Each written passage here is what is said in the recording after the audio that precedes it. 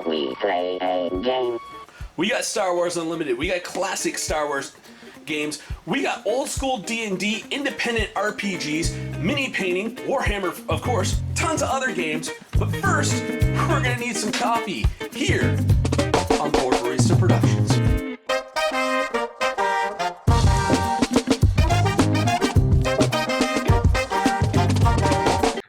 Hey everybody, another retro review with Ben and Tanya. And we're doing Dragon Magazine number 312 tonight. This is the Evil in 3.5 edition Dungeons and Dragons. So, you know how I said earlier I was going to talk about the Evil Paladins? I thought I had already done them in an earlier one. No. We got our Evil Paladins tonight. First article, as always, in these Dragon magazines, we got Gary Gygax with his Up on a Soapbox. He's talking about the first orc hero, which is actually pivotal right now because there's this whole thing with the current edition of D&D where it's like orcs are people, they're not monsters, and they got taken out of the monster manual and put as an appendix because orcs are people too. Well, this is the story of the first orc to ever be not an NPC, not a monster, an actual player character. Yeah. So, granted, the orc started his career as a monster. He was conscripted to serve the fighter Rob Lair, which is Rob Kuntz, one of the original designers and writers for D&D. His PC went and they bought a bunch of orcs and did the whole surrender or die. They're like, surrender. It's like, you now fight for us now. So the orc and Rob Lair, the character, were facing down a trio of ogres. And Robert, the PC hero character, is fighting off two of the ogres and getting thoroughly thrashed before he's able to defeat them. The other ogre is trying to kill the orc and keeps failing all of its rolls, and Rob keeps rolling hot with the orc. So the orc kills a troll. Gygax looks at it and goes, okay, the experience point, an ogre. He looks at the experience points and goes, all right, your orc is now level 4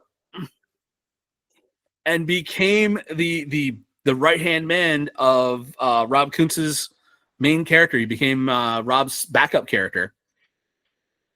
Nice. Which Rob played both his hero and the orc up until they entered the Temple of Elemental Evil, which Gygax said that was the end of the orc's good luck. So there was an orc hero in old school D&D who made it all the way to the Temple of Elemental Evil before meeting his demise. So, yes, orcs, even back then, orcs were playable. Why are we fighting about this? Next is our anti-paladin article, the Black Guards. So, the Warriors of the Evil Gods. We got 3 different builds. The first is the straight-up anti-paladin. Alignment is chaotic evil, the complete opposite of the paladin.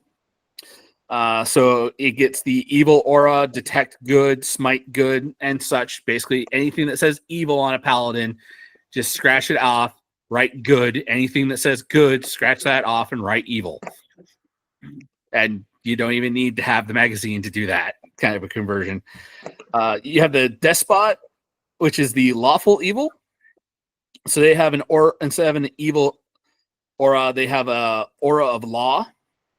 They get to detect chaos, smite chaos, and they also get mental defenses in order to prevent them from being like mind controlled. You have the corruptor, which is neutral evil, which has an evil aura, is able to detect good, and smite heathen, which is they can smite anyone who is a divine caster, you cast divine magic, who does not believe in their god. So anyone that is considered in their eyes to be a heathen, they can smite. They also get the disguise self ability. At 4th level, they can rebuke divine magic. Basically, they can create an anti-magic zone for divine magic of gods that are not theirs. How evil is that? Where it's the whole thing of you go in, you're like, we're gonna fight this evil blackguard, and the cleric and the paladin, after the bad guy just snaps his fingers, look at each other and go, we can't feel the gods have left us. Uh-oh. Like that is pure evil right there. Next article is Among the Dead. You have archetypes for necromancers. You get the Deathwalker, which can control randomly encountered zombies and skeletons, and they get to create an undead familiar. They slowly become undead themselves. So basically, they become a lich at level 20. So you start off with this human guy who's just wandering around wearing his black robes. The party comes across a skeleton. He's like, hang on, I'll make this one my minion. You get the Flesh Crafter.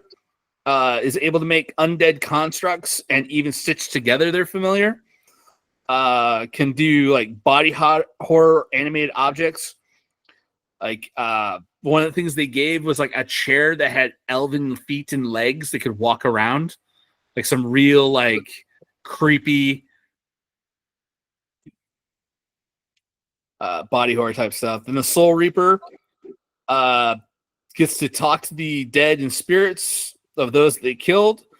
They create a spirit familiar and can ensoul and can actually put souls back into skeletons and zombies. So basically, once they killed somebody and raised it back as a skeleton, they can be like, all right, I really miss you, Jim. I've been talking to you all this time. We're going to bring you back. You're going to resurrect? You're going to like reincarnate me? No. We're just bringing you back. Your body's been with us this whole time. You're back in your body. I'm still dead. It's like, I'm not a cleric. Which is something I always wanted to do. I always wanted to have a campaign where I played a necromancer, and it was the whole thing of like, every time somebody in the party died, I wanted to bring them back. And I wanted to, the first time they die, I bring them back as a zombie. The next time they die, I bring them back as a skeleton. And if they die too many times, I got to wait until I can find some spare parts to be able to bring them back as like a different type, as like a bone golem or different other thing, until it's like there's nothing left of them. I always thought that would be cool. I think that actually came from reading this one. I'm like, hey, I can just keep bringing the party members back. So I put the soul back in, they get all their class levels back. Yeah. The article also had 2 new spell domains for clerics, the spirit and undead, and some feats related to undead and necromancy. Next article is the assassin prestige classes. We get the oppressor, which needs to have the improved grapple, unarmed strike, and sneak attack. Basically, it's like a WWE villain where they're able to deal their sneak attack damage when they're grappling somebody. So it's like you got somebody in a grapple and you start punching them in the kidneys, or just like constricting and doing like the leg lock and breaking their arm. Then you get the poisoner, which becomes more skilled at using and making poisons. Replacement killer kills people and then commits identity fraud with their corpse. Like almost like an Arya faceless men thing from Game of Thrones, where it's like you kill somebody, then you take on their identity, pretend to be them, and until you get ready to kill the next person. Yeah. Ew. And you got next article is Thieves of the Wilds, Evil Encounters. You got the archetypes of the Grifter, the Mastermind, and the Warlord. There's new domains, Beguiled and Seduction. Beguiled is basically memory and focus. So you can, it's Thieves of the Will, not Thieves of the Wild. It's evil bards type stuff where it's, you can, like, you can either use, like, mess with their memories or break their concentration with Beguiled, or Seduction. You can actually just be like, you're going to do exactly what I want, how I want it, full up, dominate person, control mind type stuff. There's also suggestions for bards, clerics, druids, sorcerers, and wizards for different ways to play the evil I take over your mind character. Some new feats to raise your spell DCs for these type of spells where you're trying to mess with somebody's concentration or dominate them. Some new spells, which are basically just the mass versions of Charm Person, Dominate Person, and Lesser Guias, which is basically where you put somebody on a quest. I have my mic off because there is more loud noise up here.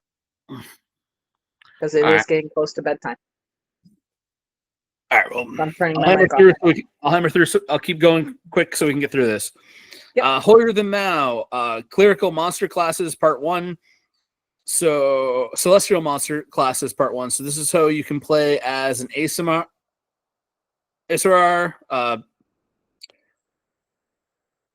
basically angels, angel that emits light. There's a ram human centaur type thing. Golden furry elephant with wings. The moon dog, the man-sized mastiff. Quasars, Lady Right humans. You got rhino people. All these are different, like, divine monsters that you can play as. Then you got the next article is the Prayers of the Frost Maiden. It spells. They're all list of cold-based divine spells such as Mass Snowshoes, which makes snowshoes for the entire party. Cold Snap, which drops the temperature by 5 degrees per caster level. You got the next article is the Ebon Maw, a breakdown of the Demon Prince to Raglas, his followers, the Feeders, and Evil Cult, how to make clerics that worship him, and new eating-based spells, new magical items, and related monsters, and, of course, Big Bad Evil Demon Prince's stats. Basically, it's this hungering ooze type monster. Next article is the Ecology of the Drider, notes on tactics, layers, treasures, and PC and NPC Driders, which are basically like the half drow, half spider monsters. I know in Dragon Magazine around this time, we were starting to kick off, like, drow being the new big bad evil guy they were going to focus on for quite a few issues. Wow. Okay. There was also R.A. Salvador books. A lot of the drow books were coming out around this time. We had an adventurer be a drow as part of. She played it wonderful.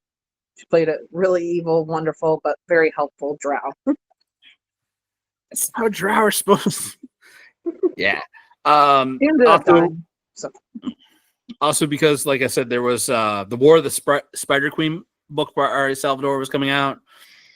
So the next article is actually some of the heroes of the War of the Spider Queen. Stats for a bunch of the characters from the novel, so you can use those as drow NPCs.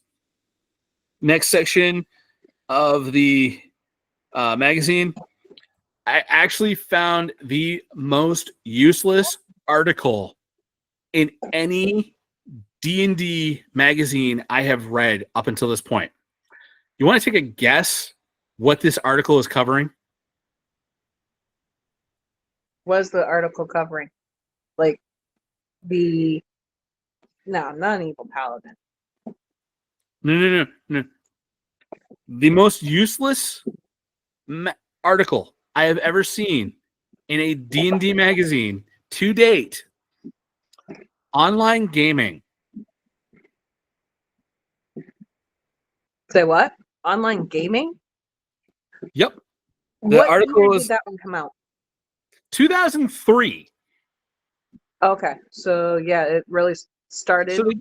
So some tips for finding online groups and how to play D&D online in 2003. Wow. Play by email. Oh God, that's just pure Microsoft awful. Instant Messenger. You had Yahoo. If you work on Yahoo. Well, hang on.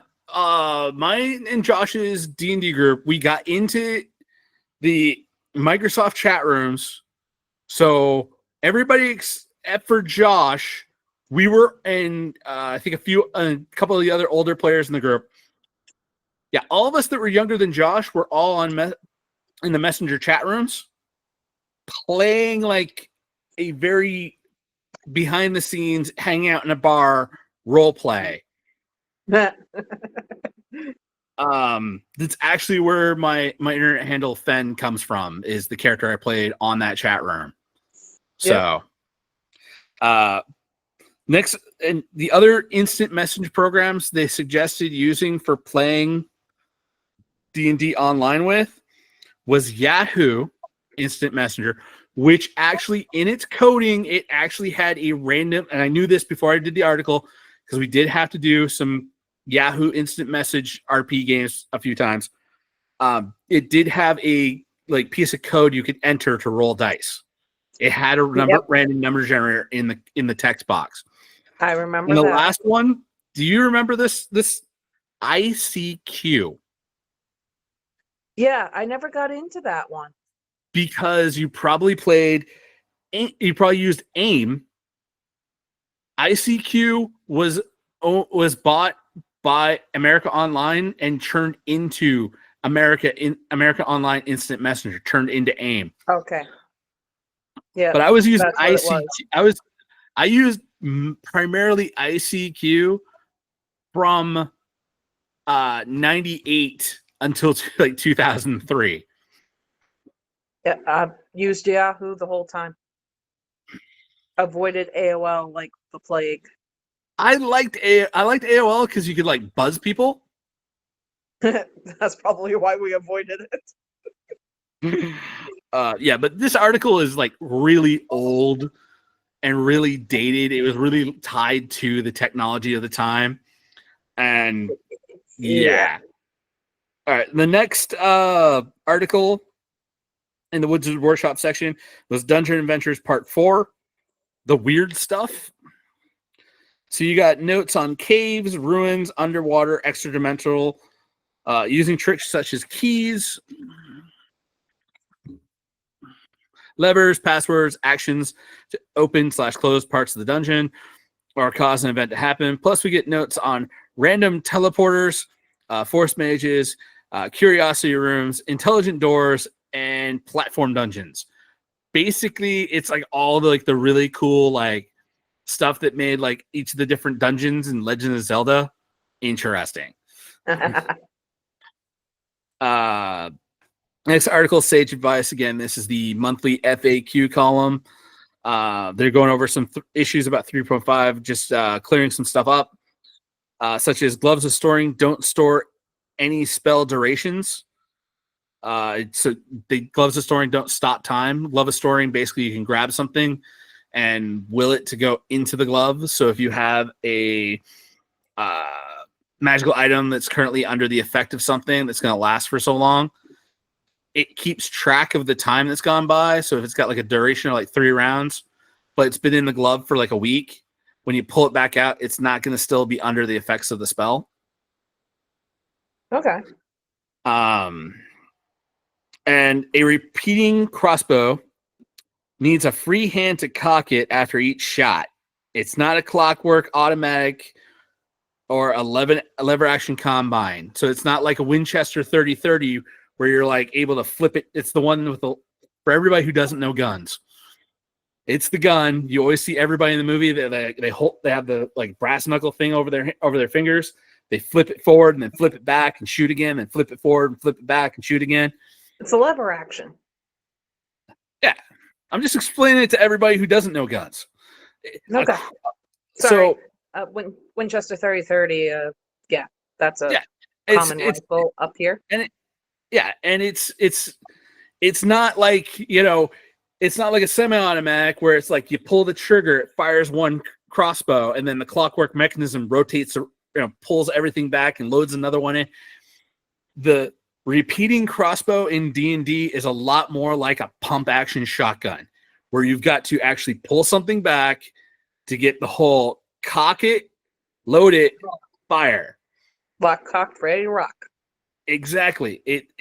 And they've gone over this repeating crossbow so many times because somebody's always been like, well, can't I just like brace it against the wall and try to rack around? It's like, no, you ever tried doing that with a shotgun?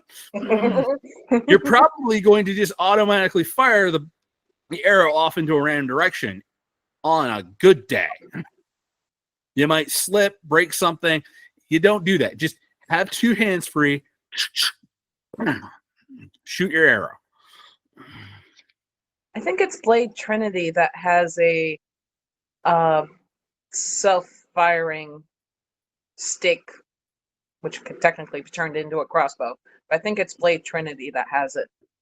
Yeah. It's going to be the whole thing of like, if you want that clockwork, fully automatic, Self-loading, self-cocking. You know, your semi-automatic, fully automatic. A Gatlin. A crossbow Gatlin. If you want that type of stuff, you're going to be shelling out a lot of magic into it. It's not going to be a standard, hey, look, this is only going to cost me 100 gold pieces. It's a repeating crossbow. It's like, it's not doing what you think it's going to do. Yeah, because you need an unlimited supply of arrows, of ammo. Which means you need a pocket dimension spell, some sort of holding spell where you're loading these things into. And then automatic fixing, because gears wear down after a while. Automatic fixing spell. There's a lot of spells involved. And there's a lot of magic involved in this. Yeah.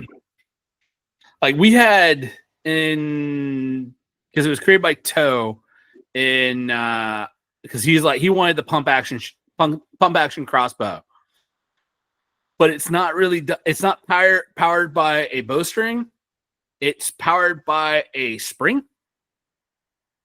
So it's like basically the equivalent of like, it functions like a Nerf gun with like a pump action. It fires the quivers, and we always said those only hold about 6 shots until you got to take a full round to reload. But we had those. We had like the pump action ones, but they were expensive and nobody ever used them. I've since found something more really impressive to use as like to replace my crossbows with. That's the wand crossbow, where basically you can, instead of firing a bolt, you can cast a spell, and you put a wand of magic missiles into that thing, and you shoot, and it ends up, because the wand crossbow, you could activate the wand per like range attack. So basically, and you get 3 darts with a magic missile. You have a 150 round capacity of 1d4 plus 1, auto hitting, 3 burst fire. Nice. Yeah. That's anytime I'm like, I just want to give somebody the equivalent of like a pulse rifle. Here, wand crossbow, wand of magic missiles. When you run out of shots, put a new wand in it. But that thing gets expensive. Yeah. Well, it's like 1,000 GP for the actual crossbow part, and then it's like another 1,000 gold for like each of the wands, or it's like 500 gold for the wand. I mean, when a full magazine costs you $50. Yeah. It costs you 500. Yeah, it's 500, not 50. Yeah. Anyways, That's all I've got for this issue. Apparently, it's getting close to bedtime for you, so why don't you say goodbye and we'll wrap up this episode. Well, have a wonderful evening, guys, and we'll see you next week for the next magazine. Peace. Peace. Hey everybody, thanks for staying till the end of the episode. Remember to like, share, subscribe. Follow us on Facebook at Board Barista Productions. And if you want to support us, Patreon link at the bottom.